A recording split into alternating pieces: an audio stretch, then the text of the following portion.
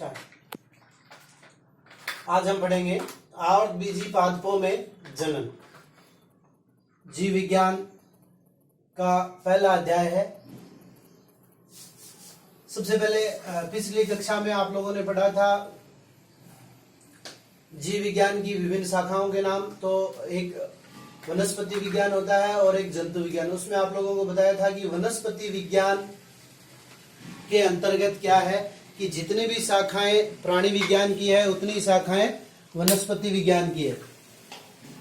करना क्या है कि उनके आगे अपन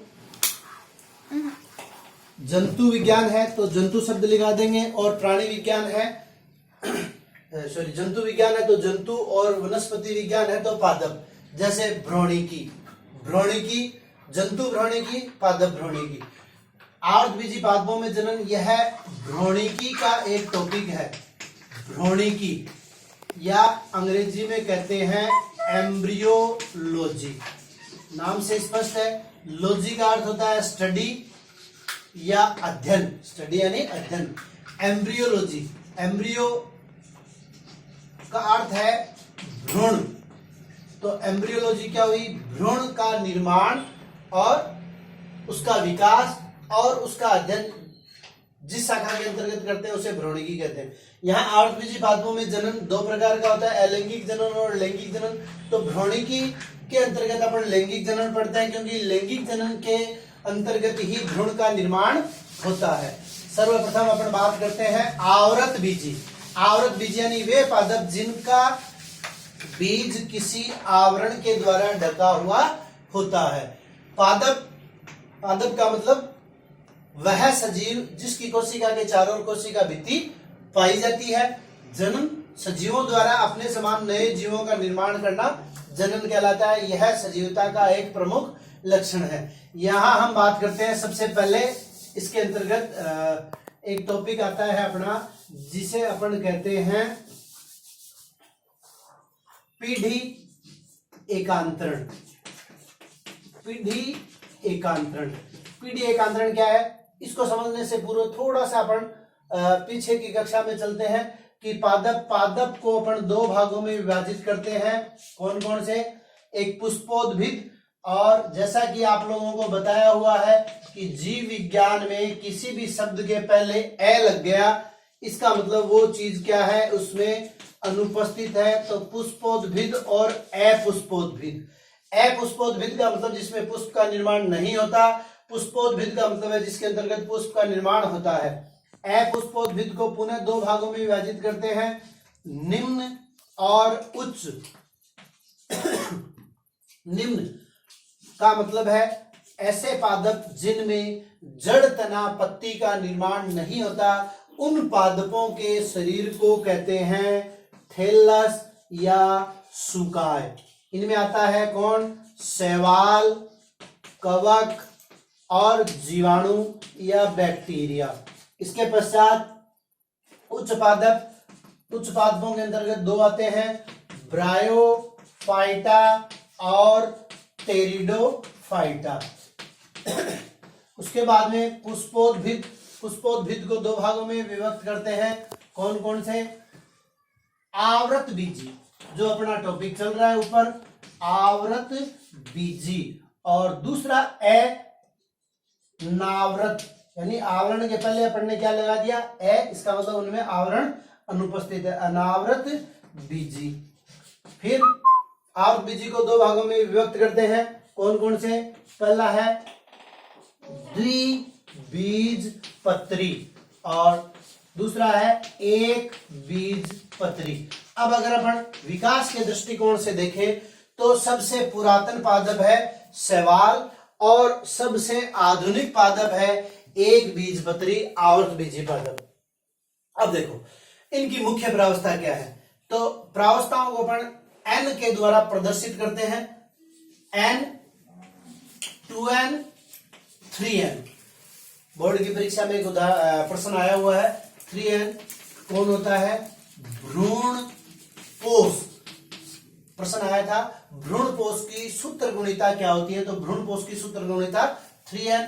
सामान्य जो आवर्तबीजी पादप है उनकी सूत्र गुणिता 2n, या इसे द्विगुणित कहते हैं, और एन का मतलब है अगुणित।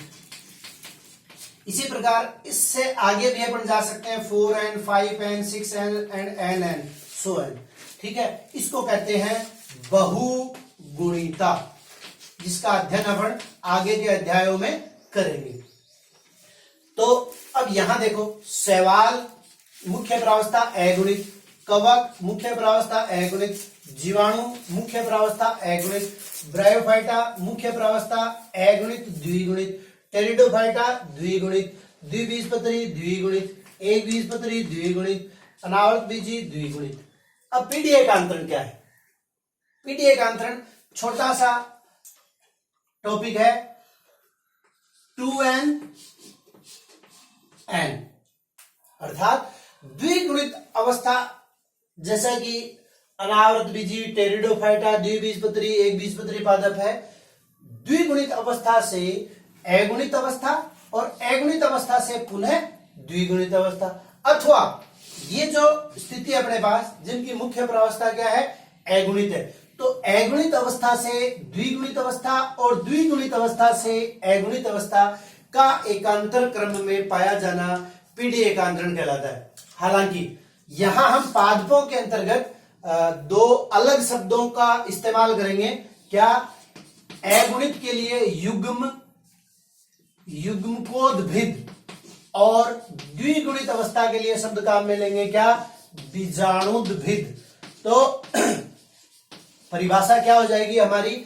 युग्मकोद्भिद अवस्था से बीजाणुद्भिद अवस्था, बीजाणुद्भिद अवस्था से युग्मकोद्भिद अवस्था का एकांतर क्रम में पाया जाना पीडीए एकांतरण कहलाता है। या अगर मुख्य प्रावस्था बीजाणुद्भिद है तो यूं कह सकते हैं कि बीजाणुद्भिद अवस्था से युग्मकोद्भिद अवस्था, युग्मकोद्भिद अवस्था से बीजाणुद्भिद अवस्था का एकांतर क्रम में पाया जाना पीडीए एकांतरण कहलाता है।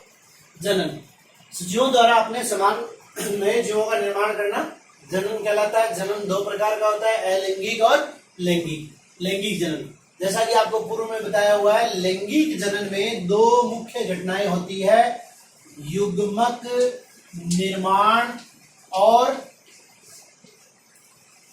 युग्मक संलयन।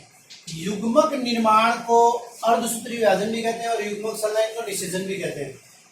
जैसा कि आपको बताया हुआ है जीव विज्ञान में, का मतलब अनुपस्थित। तो ये दो घटनाएं अनुपस्थित होगी किसमें? अलैंगिक जनन में, अर्थात यहाँ समसूत्री विभाजन होता है। अलैंगिक जनन पुनः दो प्रकार का, अनिषेक बीजता और कायिक जनन। अनिषेक बीजता का अर्थ है, सिर्फ यहाँ अपने को केवल परिभाषा याद रखनी है, 1 नंबर का प्रश्न पूछा जा सकता है, बिना निषेचन की क्रिया के या बिना भ्रूण के निर्माण के बीज का निर्माण अनिषेक बीजता कहलाता है। हालांकि बीज निर्माण जो है वो मुख्य घटना किसकी होती है? लैंगिक जनन। एक प्रश्न ये भी पूछा जा सकता है कि लैंगिक जनन का अंतिम उत्पाद क्या है? तो लैंगिक जनन का अंतिम उत्पाद बीज है, और यहां हम क्या कह रहे हैं? अलैंगिक जनन के द्वारा जब बीज का निर्माण होता है तो उसे अनिषेक बीजता कहते हैं। कायिक जनन, कायिक जनन क्या है? अब लैंगिक भाग की अगर अपन बात करें तो पादप का लैंगिक भाग क्या होता है? पुष्प। अब पुष्प को छोड़ दें तो बाकी शेष भाग जितने भी है पादप के, जिसमें तना, पत्ती, जड़, ये सारे क्या है? कायिक भाग है।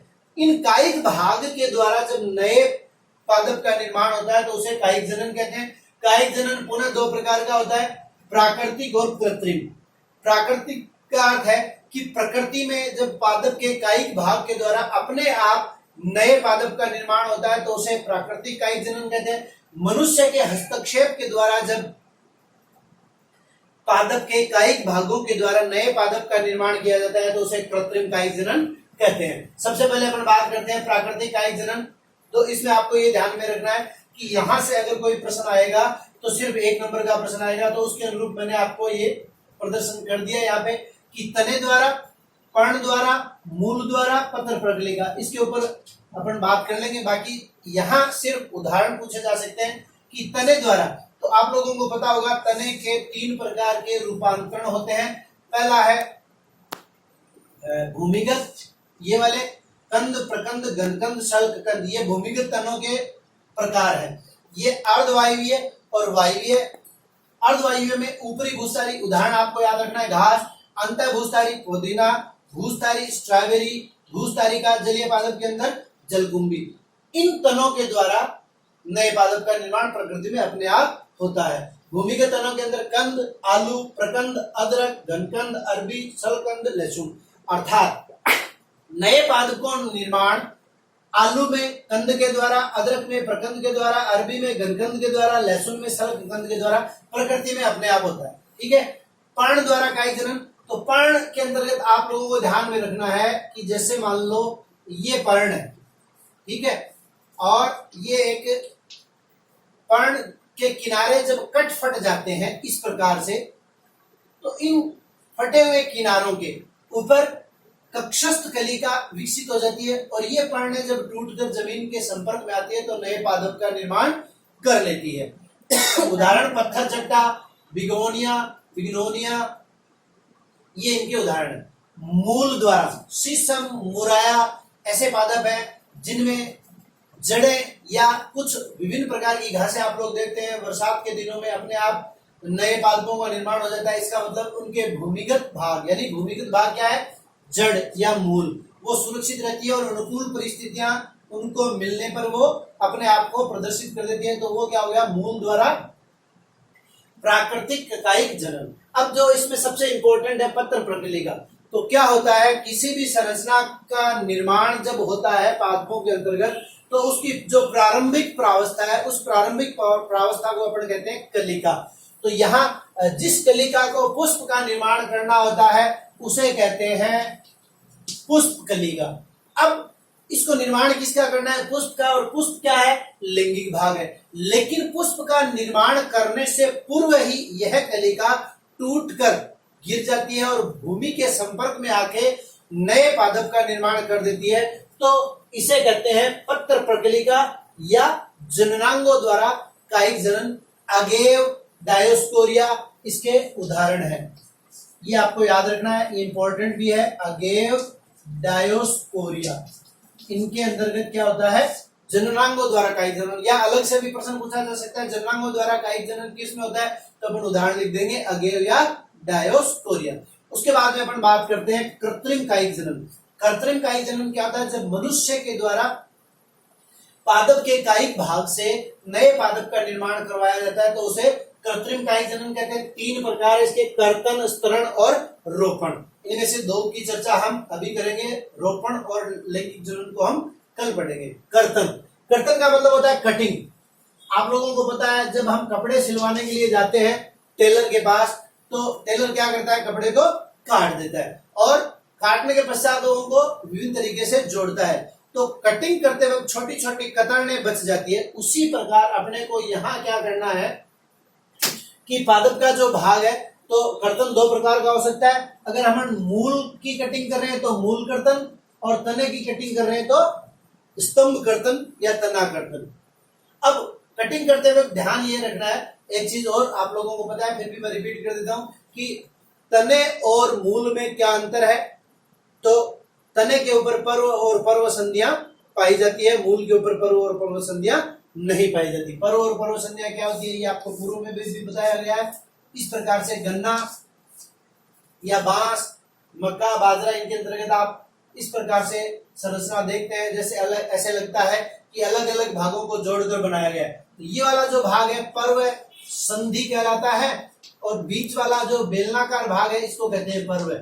और इन दोनों शब्दों से ही इन दोनों की परिभाषा दी जा सकती है। जैसे पर्व संधि की अगर अपन बात करें तो पर्व संधि किसे कहते हैं, ये पर्व हो गया और ये पर्व हो गया, दोनों पर्वों को जोड़ने वाली संरचना, या यूं कहते हैं कि 2 पर्वों को जोड़ने वाली संरचना पर्व संधि कहलाती है। पर्व की बात करें तो पर्व क्या है, 2 पर्व संधियों के मध्य का भाग क्या कहलाता है, पर्व। और ये पर्व किस में मिलता है, तने में मिलता है, जड़ में नहीं मिलता। अब कर्तन की बात करते हैं, तो कटिंग जब तने की करते हैं तो उस कटिंग वाले भाग में ये जो संरचना है कौन सी, पर्व संधि। पर्व संधि आवश्यक रूप से उपस्थित होनी चाहिए। उस पर्व संधि युक्त भाग को जब हम भूमि में रोपित करते हैं तो नए पादप का निर्माण हो जाता है। इसी प्रकार मूल कर्तन की अगर बात करें तो मूलों के अंदर जो कलिकाएं पाई जाती है, चाहे वो कक्षस्थ कलिका हो या अपस्थानिक कलिका हो या शीर्षस्थ कलिका हो, कोई भी कलिका हो, कलिका युक्त भाग को लेकर जब भूमि में रोपित करते हैं तो नए पादप का निर्माण होता है। स्तरण, स्तरण भी दो प्रकार का होता है। स्तरण इंग्लिश में कहते हैं इसको लेयरिंग। दूसरा अपना प्रकार है कायिक जनन का स्तरण, लेयरिंग। स्तरण लेयर यानी कोई संरचना इस प्रकार की है, उसके ऊपर एक अतिरिक्त लेयर, जिस प्रकार से हम डॉक्यूमेंट के लेमिनेशन करवाते हैं। तो यहाँ अपनी दो विधि है, टीला दाब और वायु दाब। ये विधि जो है आप अपने घरों में अपने आप करके देख सकते हैं। जो घास कुल के पादप होते हैं जैसे कनेर है, तो कनेर की एक शाखा को जमीन के समानांतर लिटाकर और उसके ऊपर अपन क्या करेंगे, खूब सारी मिट्टी डाल देंगे और मिट्टी डालने के पश्चात उसको लगातार 5-7 दिन तक सिंचित करेंगे पानी से। तो इसकी जो पर्व संधि है उससे नई जड़ों का निर्माण हो जाता है और नई जड़ों का निर्माण होने के पश्चात इसको काटकर अपन अन्यंतर रोपित कर सकते हैं, टीला दाब।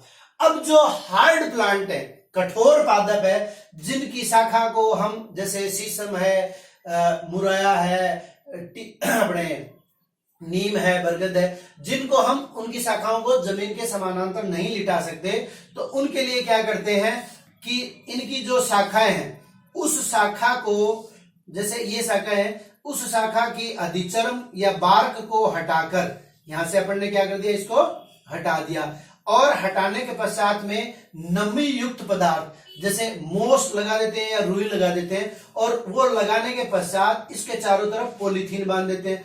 अब ये जो संरचना बनी, इस संरचना को कहते हैं गुट्टी। तो ये प्रश्न भी पूछा जा सकता है कि गुट्टी किसे कहते हैं। अब रोज रोज पेड़ के ऊपर चढ़ नहीं सकते, इसलिए नमी युक्त संरचना कोई गड़ा वगैरह बांध के उसमें से एक धागा इसके अंदर छोड़ देते हैं, जिससे ये नमी अपने आप अवशोषित करता रहेगा। यहाँ 5-7 दिन के अंदर जड़ें निकलती हैं, तो यहाँ 15-20 दिन के अंदर जड़ें निकलनी प्रारंभ हो जाएगी। तब इस शाखा को काटकर अन्यंतर रोपित कर देते हैं। इसे वायुदाब या गुट्टी विधि कहते हैं। रोपण, रोपण वास्तव में जनन की विधि न होकर क्या है कि दो अलग अलग पादपों के गुणों का समावेश जब एक पादप में करते हैं तो उसे अपन कहते हैं रोपण। इसके द्वारा हम किसी भी पादप की संतति को सुधार सकते हैं। तो इसके लिए क्या करते हैं, पुराने जमाने के समय से आप लोगों को ध्यान में है कि कलम, जिसके द्वारा पहले के ऋषि मुनि लिखने का कार्य करते थे, या यो कह सकते हैं अपन जो अपने पेन की, आजकल वो भी काम में नहीं लेते, पेन की जो निप आया करती थी, निप के समान जब संरचना अपन काट लेते हैं तो उसे कहते हैं कलम। अब ये तो एक प्रकार की कलम हुई और एक प्रकार की कलम ये है वी आकार की। तो इस प्रकार की कलमें काटकर और जिस पौधे के गुणों के अंतर्गत अपने को अभिवृद्धि करनी है उसमें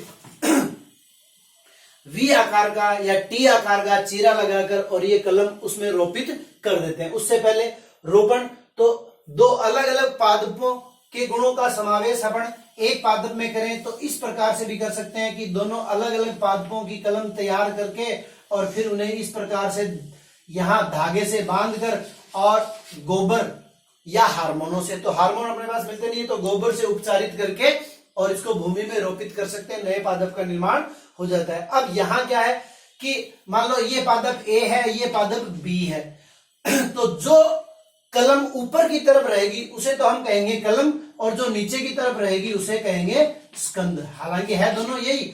अब मान लो बी वाले को नीचे लिया है तो स्कंद कौन हो गया, बी हो गया, ए वाला क्या हो जाएगा, कलम हो जाएगा। तो उसमें कोई फर्क नहीं पड़ता, जो ऊपर रहेगा, जो कलम ऊपर रहेगी उसे कलम और जो कलम नीचे रहेगी उसे स्कंद कहते हैं। अब ये जो प्रकार है इनमें कुछ नहीं है कि बी सबसे पहला प्रकार है जीबी या जीवा, तो किसी पहले से स्थित पादप के अंदर वी आकार का चीरा लगाकर और इसमें इस प्रकार की कलम को रोपित कर देते हैं। फच्चर, फच्चर के अंतर्गत भी क्या है कि यहाँ 5 से 8 सेंटीमीटर, यहाँ थोड़ा कम, और वी आकार का चीरा लगाकर दूसरे पादप की कलम रोपित कर देते हैं।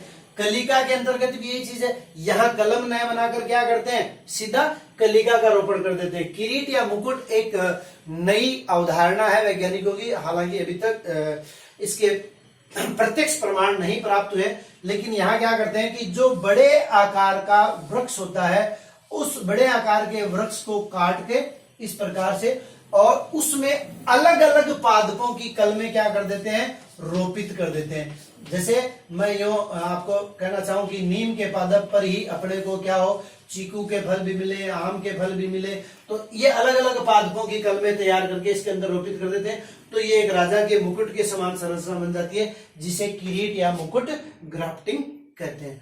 ये अपना पहला अध्याय पूरा हो चुका है। लैंगिक जनन जो है, लैंगिक जनन कलिका ग्राफ्टिंग आपको बता दिया पहले कि कलिका को रोपित कर देते हैं।